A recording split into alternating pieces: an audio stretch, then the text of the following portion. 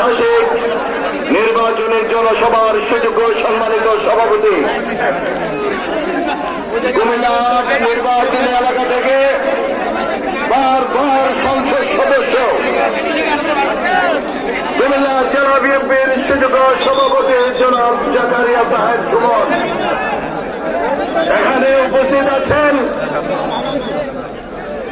কেন্দ্রীয় উপদেষ্টা মন্ডলীর সদস্য, 6 নির্বাচনী এলাকার ধানের শীষের প্রতীকের প্রার্থী জনাব মনিরুল হক চৌধুরী, এখানে উপস্থিত আছেন আমার দীর্ঘদিনের আমার আহ্বায়ক কুমিল্লা 6 নির্বাচনী এলাকার সাবেক সংসদ সদস্য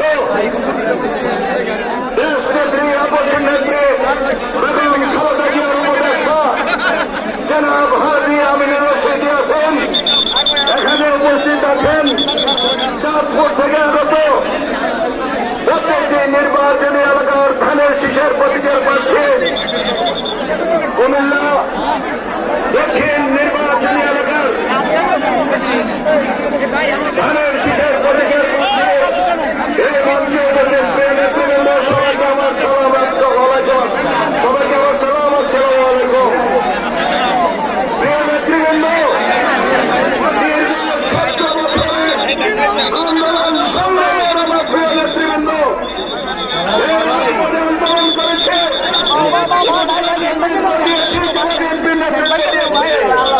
এই দলের প্রতি আমি কৃতজ্ঞ। এবার গোষ্ঠী প্রথমে বসে সারা বাংলাদেশের প্রতিটি নির্বাচন এলাকায় ধানের শীষের প্রতীক পরাজয় হয়েছে, আমাদের উপরে ইমানি দায়িত্ব দেওয়া হয়েছে।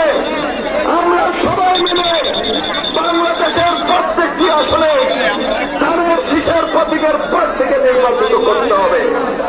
প্রিয় সহকর্মীবৃন্দ, আগের স্বৈরাচার সরকারের আমলে কুমিল্লার মানুষের একটি প্রাণের দাবি ছিল কুমিল্লাকে বিভাগ করতে হবে, এবং আজকে আমার প্রাণের দাবি আমার প্রিয় নেতা শহীদ রাষ্ট্রপতি জিয়া রহমানের সুযোগ্য সন্তান দেশ নেত্রী আপসের নেত্রী বেগম খালেদা জিয়ার সুযোগ্য সন্তান তারেক রহমানের কাছে আজকের এখানে উপস্থিত ধানের শীষের প্রতীকের সমস্ত প্রার্থীদের কাছে আমি তারেক রহমানের কাছে অনুরোধ করতে চাই, আগামী দিনে আপনি রাষ্ট্রীয় ক্ষমতায় যাবেন, বাংলাদেশের প্রধানমন্ত্রী হবেন, কুমিল্লার মানুষের প্রাণের দাবি আগামী দিনে কুমিল্লাকে বিভাগ করতে হবে।